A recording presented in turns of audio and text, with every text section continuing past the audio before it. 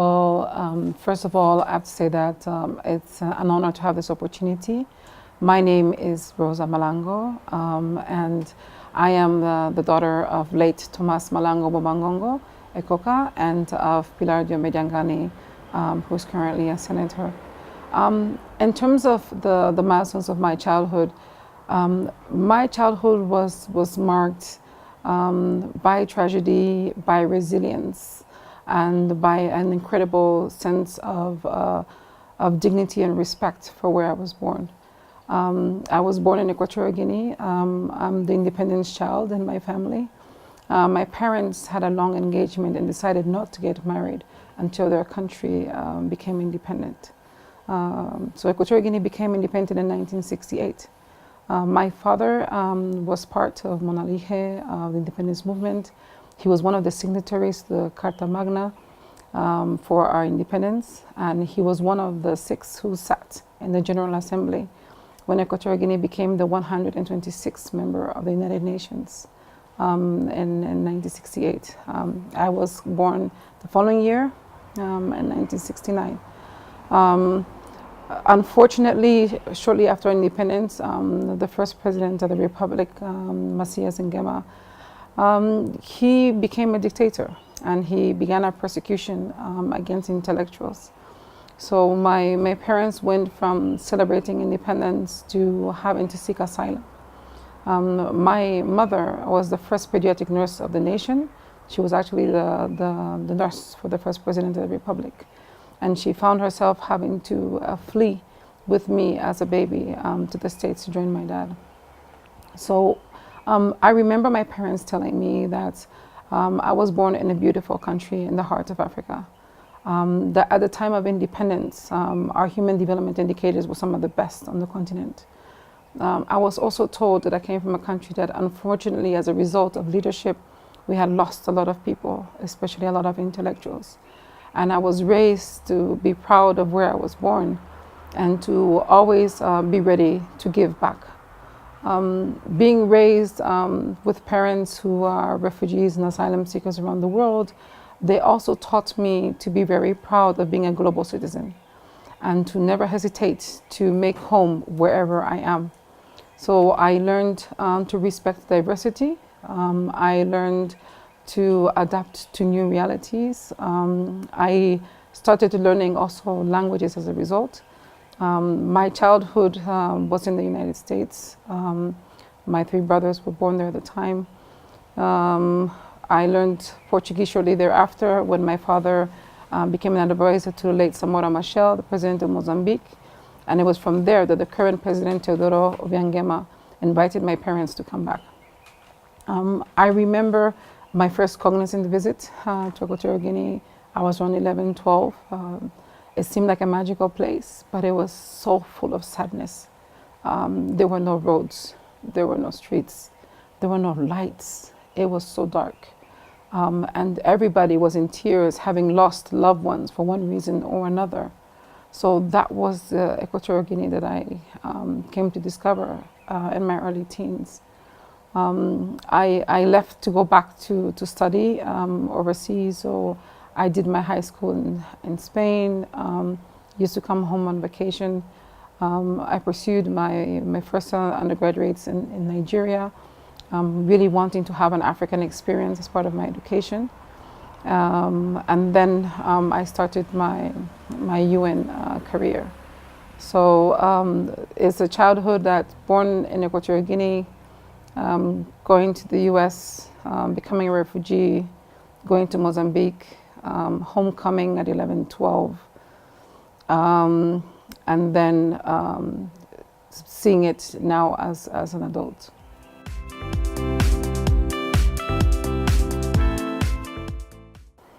I feel a great sense of responsibility and a great sense of duty to share the history and narrative, and also to empower. One of the things that I have done is that I realized so few people knew about where I was from. Some people think that Equatorial Guinea is somewhere in the Caribbean. So I had to explain our history. We are the only former Spanish colony in Africa. And that made me start doing research about Equatorial Guinea. And it's so interesting to learn that some of the initial inhabitants were pygmies from the 17th centuries, and that you learn about the migration of the Bantus and the connection of Equatorial Guinea it has to the rest of Africa. So small country, great potential, incredibly complex history, and a history of resilience. So being the first, I'm cognizant that first I have to explain to people where I'm from. The second thing that's a big challenge is to explain the Equatorial Guinea of today. It had nothing to do with the Equatorial Guinea that I knew when I was 11, 12. The Equatorial Guinea of today is an oil-producing country, has incredible infrastructure, incredible capacities, and is looking to diversify its economy, is trying to work towards an inclusive economic model. So I find myself also trying to understand what is it trying to do, what is its profile, and being able to explain that because it's part of who I am. The third part is recognizing that I'm not just from Equatorial Guinea, I'm a woman from Equatorial Guinea, and as an African woman, younger women come to me to ask, what was my journey, what did it take? And so I'm also always aware about how to inspire other young women from Africa, and in particular from Equatorial Guinea, so that I'm not the only one. My dream is that 3 years from now, there should be 4 or 5 women from Equatorial Guinea serving in senior leadership positions in the United Nations.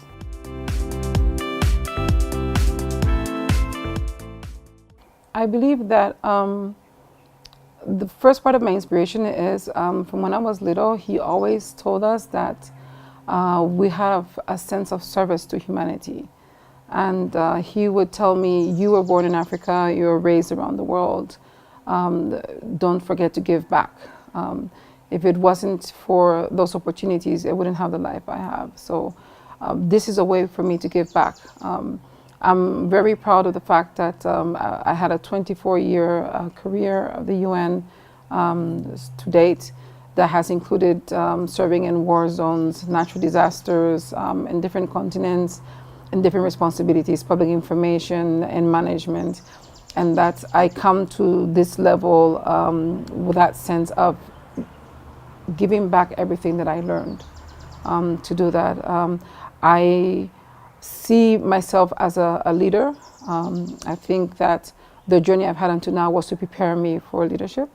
And so as a global citizen, this is part of my responsibility to now be a leader of the UN and help countries to fulfill their development dreams.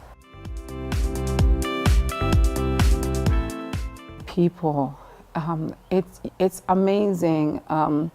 One of the things that I really love as Brazilian coordinator is the fact that you move in all circles of life. You go to see villages, you meet with refugees, you meet with presidents and heads of states, and you are one of the few people who has that access because we represent the biggest partnership forum in the world. We represent the convener, the custodian of international principles and international law. So being able to go down and see the Women Markets Association in Arua or meet the youth peace warriors in Moroto and to understand their aspirations, and then being able to sit down with ministers and ambassadors to find solutions and know that you're actually changing lives, that for me is priceless. Another part that is really inspirational of what I'm doing is opportunities like this, when I get invited to tell my story and to inspire other people. And I think it's very important for people to know no one arrives at this level just like that. I had a very hard journey. I had a lot of setbacks, but I was committed to taking the step forward. So that also allows you to look back and with some satisfaction and learn and be inspired and figure out what can I tell the next generation so that the next generation who become leaders, they don't have to go through some of the challenges that I did, but they can still become leaders. and to the citizens from my country, with hard work and determination, anything is possible.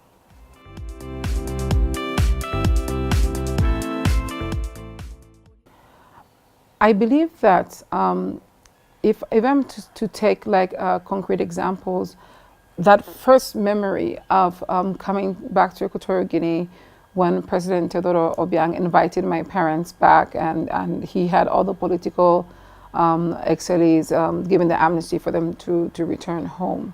And that no road, no infrastructure, no food, Equatorial Guinea of 1979.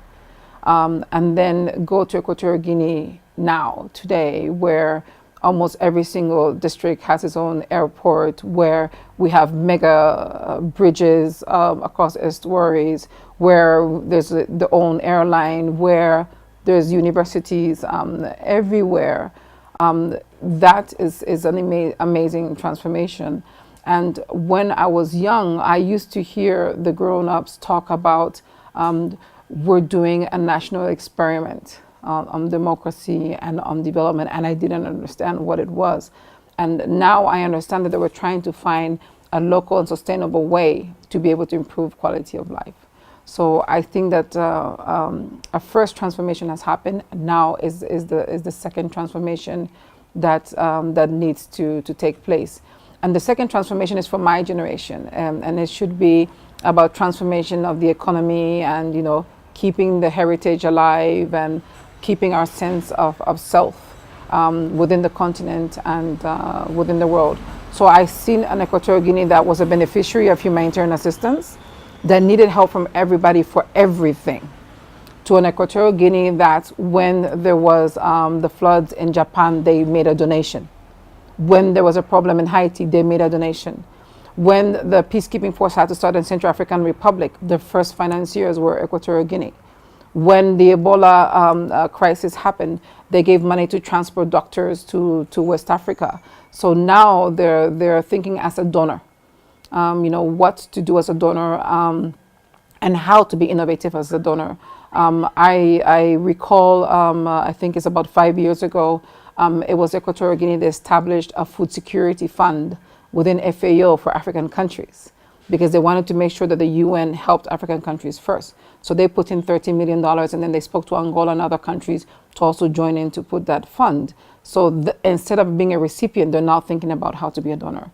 And if you look at them today, they're now looking more at the bilateral, so partnership with China, partnerships with some other African countries, and how you do that exchange of knowledge. You know, okay, they managed to do oil, but they can learn about agriculture from Uganda. You know, how do they make sure they have those mutually reinforceable partnerships going forward? So I've seen the Equatorial Guinea beneficiary. I'm becoming acquainted with this new Equatorial Guinea that wants to be a donor, that wants to be a contributor to the global sphere. And my dream is that we are successful in becoming a responsible, inclusive country on the global stage.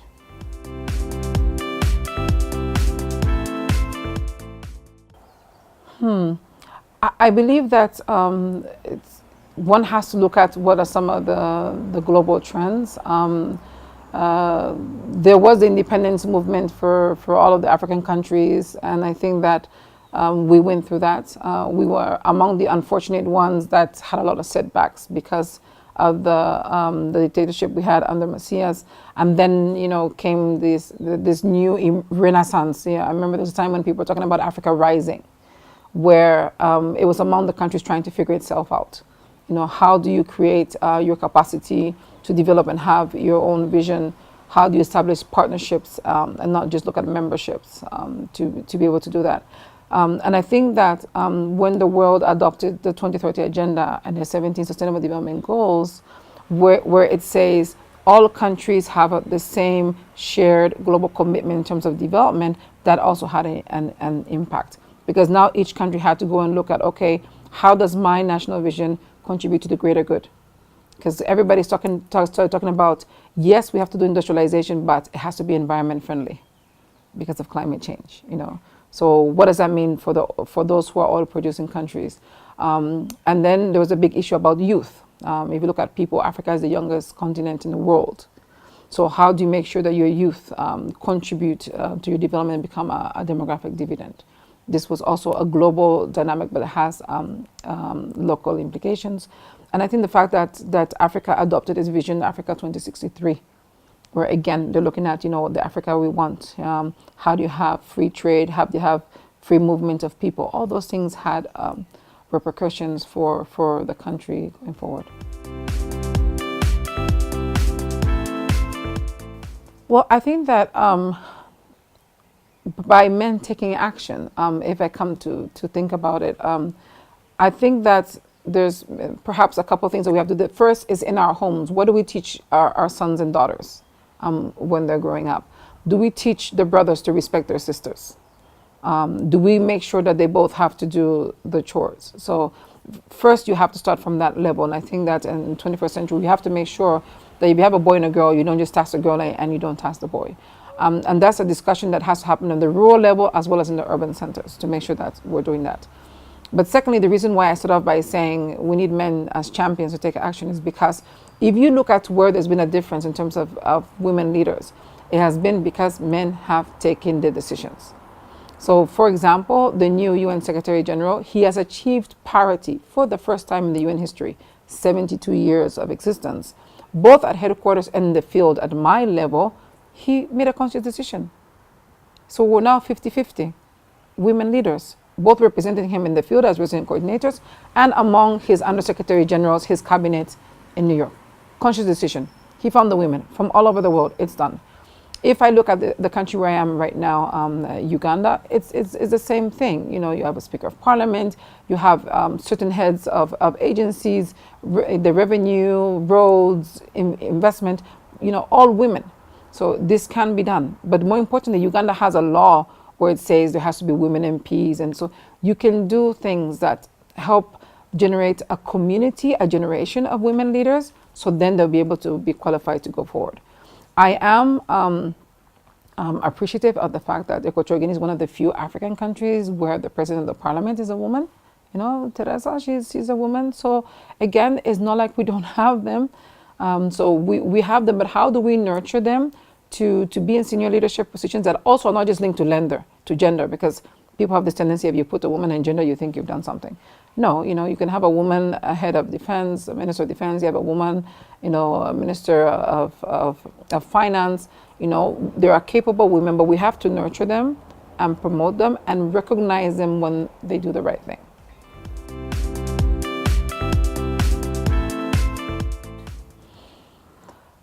I believe that the Sustainable Development Goals are important because they give all countries in the world a chance to have a new narrative, but based on the same principles. I believe that they're important because the SDGs, at the end of the day, it's about people and planet being placed at the epicenter of any vision for development. And particularly for countries in Africa that are all emerging economies, that is critically important. I also believe that the SDGs are important because they look for local solutions. They talk about domestication of the SDGs and leaving no one behind. So it's a whole of society approach towards development. So each country gets a chance to look at itself and say, based on my architecture and my heritage and my strengths, this is how I'm going to pursue my development objectives. So I really, really think that it is an important agenda. I'm excited that Africa is doing a lot of innovations with it, and I think that with the green economy opportunities and with the youth that we have, we should definitely be at the forefront of sustainable development going forward.